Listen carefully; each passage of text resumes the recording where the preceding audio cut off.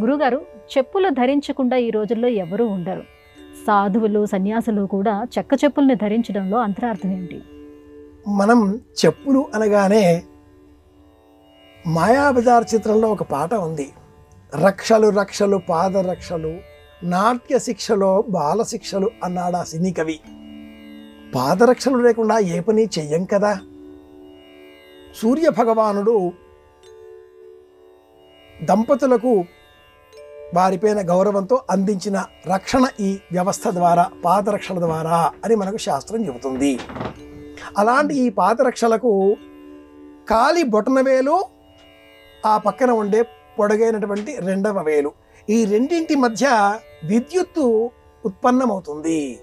ఈ విద్యుత్తు కారణంగానే వైవాహిక దాంపత్య ధర్మం సృష్టింపబడుతుంది. రెండవ వేలుకు మహిళలకు వివాహ సమయంలో మెట్టెలు తొడగడం అందుకోసమే. బొటనవేలిలో ఈ విద్యుత్తు ఉంటుంది కనుకనే నేలపైన బొటనవేలితో రాచకూడదు అంటాయి శాస్త్రాలు. భూమి మీద ఇలా కాలి బొటనవేలు రాచకూడదు అని సిగ్గు ప్రదర్శన కాదు, ఇంకేదో అశ్లీలార్థం వచ్చేలాగా ఉంటుంది. అలాంటి ఆ రెండింటి మధ్యన చెక్క చెప్పు లేదా చెక్క సంబంధించినది ఉన్నట్లయితే విద్యుత్తును చెక్క నిరోధిస్తుంది.